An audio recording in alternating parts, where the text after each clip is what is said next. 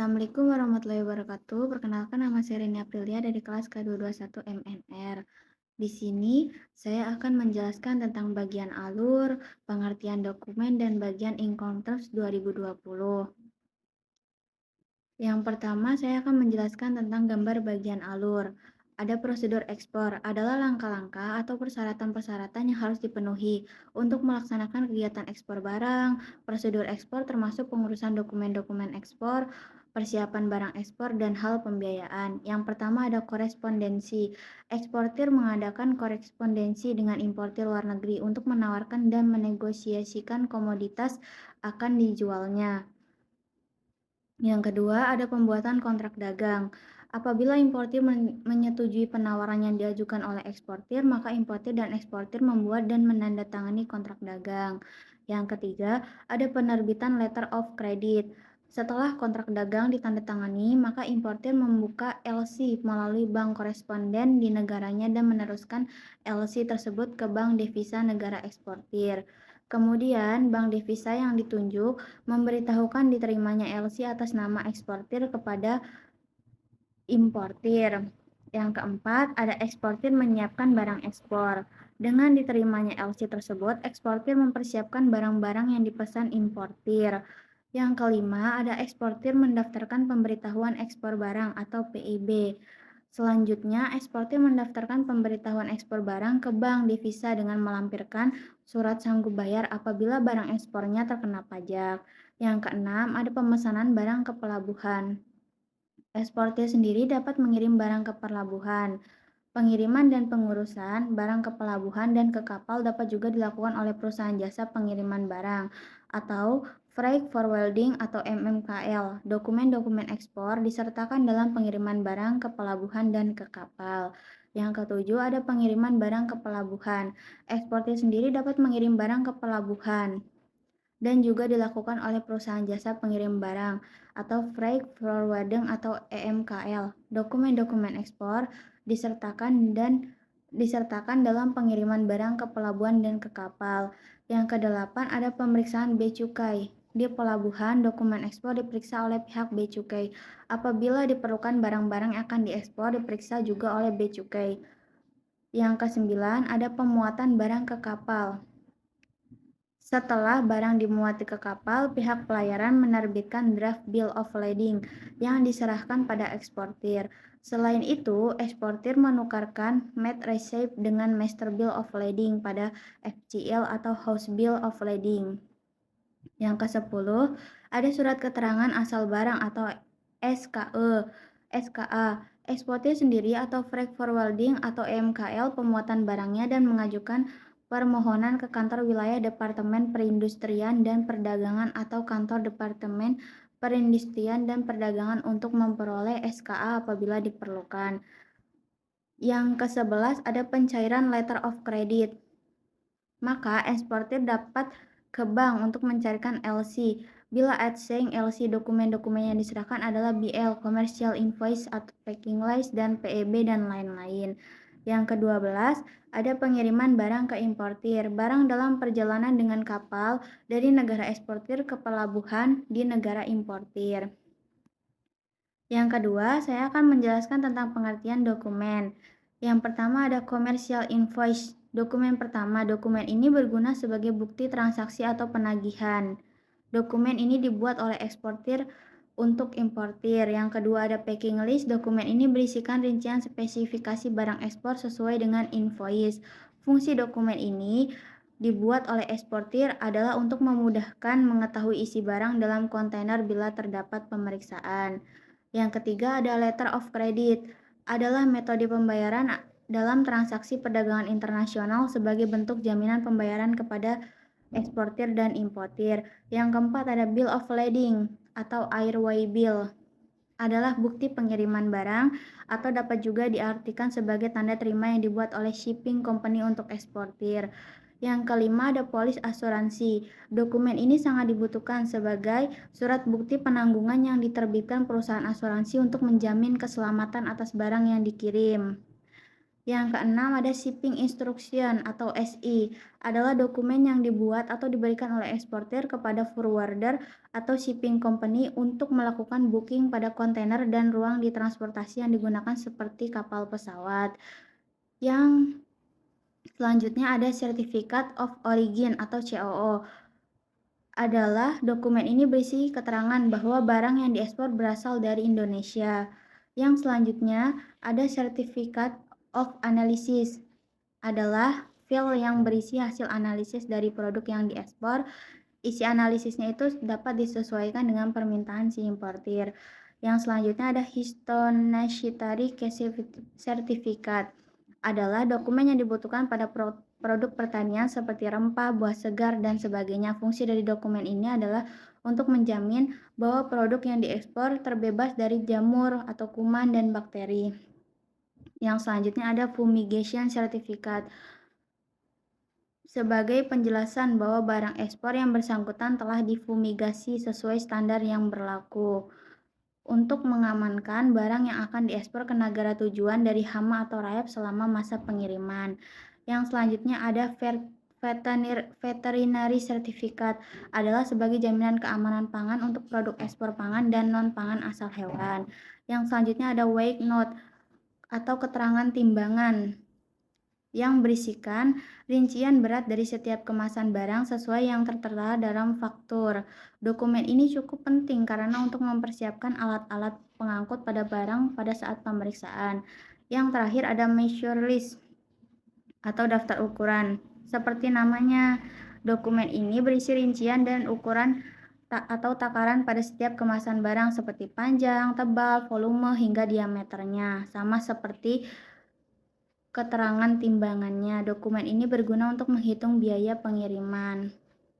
Dan yang ketiga, saya akan menjelaskan tentang gambar Incoterms 2020. Yang pertama ada EXW atau pengiriman bekas pabrik. Yang pertama ada ESW. Bisnis ini tidak memiliki pengalaman dan tidak ingin jika bisnis tidak memiliki pengalaman dan tidak ingin bertanggung jawab atas pengiriman tersebut, mulai dari bea cukai, transportasi, mengajukan izin ekspor, hingga menyewa alat transportasi, mencatat kapal, harus menandatangani kontrak sesuai kondisi ini.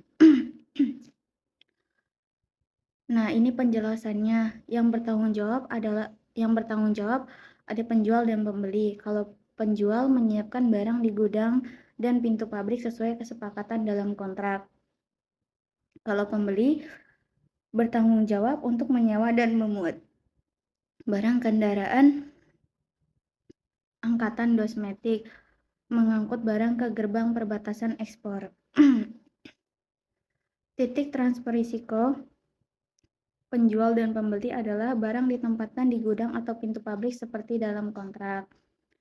Yang kedua ada FGA atau pengangkut gratis dikirim ke operator. Jika seorang penjual dan mempunyai kemampuan untuk melakukan prosedur kepabeanan dan menghitung biaya yang dikeluarkan, sebaiknya meminta untuk menandatangani kontrak sesuai dengan ketentuan. Penjelasannya, tanggung jawab penjual itu dikirim di tempat yang disebutkan kepada pengangkut atau orang lain yang ditunjuk oleh pembeli. Kalau pembeli itu tanggung jawabnya menyewa alat transportasi internasional, pesawat atau kapal. Titik transfer resikonya penjual dan pembeli adalah resiko dari penjual ke pembeli dialihkan ketika penjual menyelesaikan pengiriman barang ke pihak pengangkut pertama yang ditunjuk oleh pembeli. Yang ketiga ada CPT, Sairek Paitu, atau pengangkutan dibayar ke. CVT tidak mampu melakukan pengangkutan, oleh karena itu dimungkinkan untuk membuat kontrak berdasarkan ketentuan. Penjelasannya ada tanggung jawab penjual, mengangkut barang ke gerbang perbatasan ekspor. Tanggung jawab pembeli, tunduk pada biaya lokal pada input. Titik transfer risiko penjual dan pembeli adalah risiko dari penjual kepada pembeli dialihkan ketika penjual menyelesaikan pengiriman ke perusahaan pengangkut pertama. Yang keempat ada CIP atau Sheriff dan Insured Paitu, atau pengangkutan dan asuransi dibayar ke.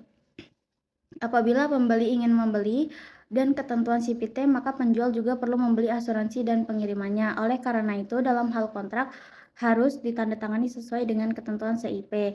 Penjelasannya, yang bertanggung jawab penjual mengangkut barang ke gerbang perbatasan ekspor melalui bea cukai ekspor dan membayar pajak ekspor jika ada.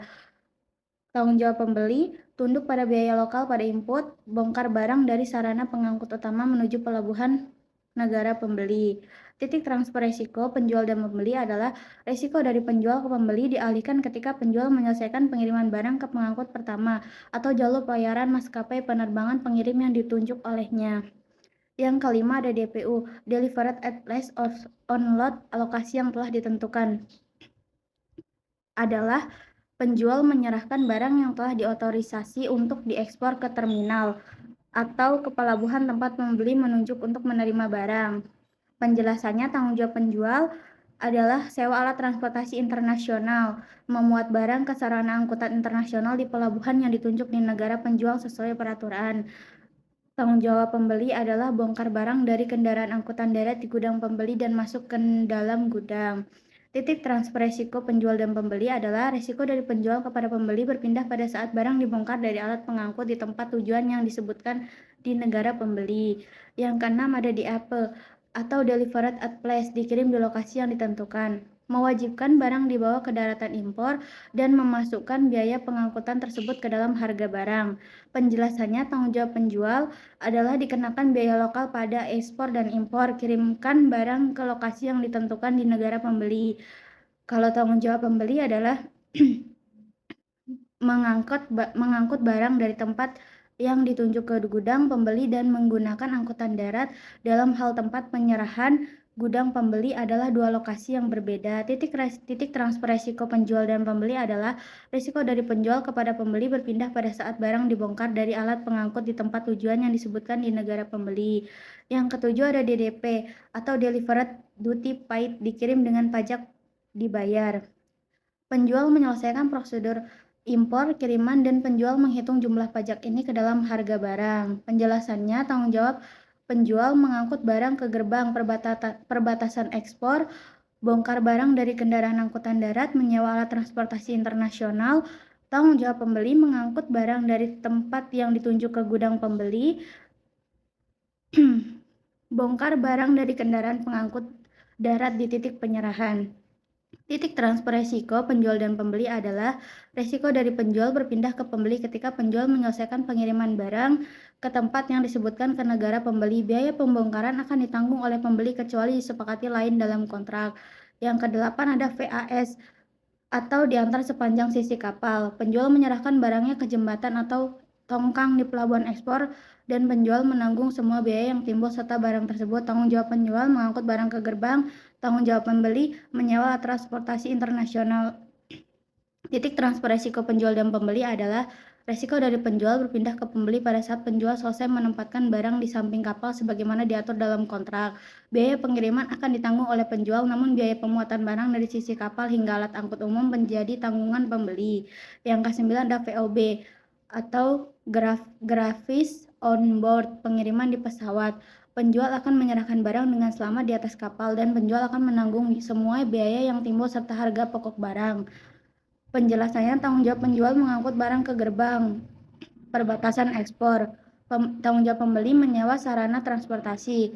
Titik transfer risiko penjual dan pembeli adalah risiko dari penjual berpindah kepada pembeli pada saat penjual menyelesaikan penyerahan barang di atas kapal yang ditunjuk pembeli di suatu pelabuhan negara penjual sesuai dengan ketentuan kontrak. Yang ke-10 ada CVR atau biaya dan pengangkutan. Untuk kondisi penjual akan menyewa kapal dan penjual akan menanggung seluruh biaya yang timbul serta harga pokok barang. Penjelasan tanggung jawab penjual adalah memuat barang sarana angkutan internasional di pelabuhan yang ditunjuk di negara penjual sesuai peraturan, tunduk pada biaya lokasi di ujung keluaran. Tanggung jawab pembeli adalah mengangkut barang dari pelabuhan menuju gudang pembeli dengan menggunakan angkutan darat, mengangkut bea cukai impor, pembayaran pajak impor PPN jika ada. Titik transfer risiko penjual dan pembeli adalah risiko dari penjual berpindah kepada pembeli pada saat penjual menyelesaikan penyerahan barang di atas kapal yang ditunjuk oleh pelabuhan di negara penjual. Yang terakhir ada CIV atau biaya asuransi dan pengangkutan. CIV memiliki tambahan asuransi kargo. Penjual akan menyewa kapal tersebut dan penjual akan menanggung seluruh biaya yang timbul serta harga pokok barang. Penjelasannya, tanggung jawab penjual adalah memuat barang sarana angkutan internasional di pelabuhan yang ditunjuk di negara penjual sesuai peraturan. Mengangkut barang ke gerbang perbatasan ekspor. Tanggung jawab pembeli adalah izin bea cukai impor mengangkut barang dari pelabuhan menuju gudang pembeli dengan menggunakan angkutan darat. Titik transfer resiko penjual dan pembeli. Resiko dari penjual berpindah kepada pembeli pada saat penjual menyelesaikan menyerahkan barang di atas kapal yang ditunjuk oleh pelabuhan di negara penjual. Cukup sekian penjelasan saya tentang mengenai penjelasan bagian alur, mengenai pengertian dokumen, dan mengenai Inkorteps 2020. Kurang lebihnya mohon maaf. Wassalamualaikum warahmatullahi wabarakatuh. Terima kasih.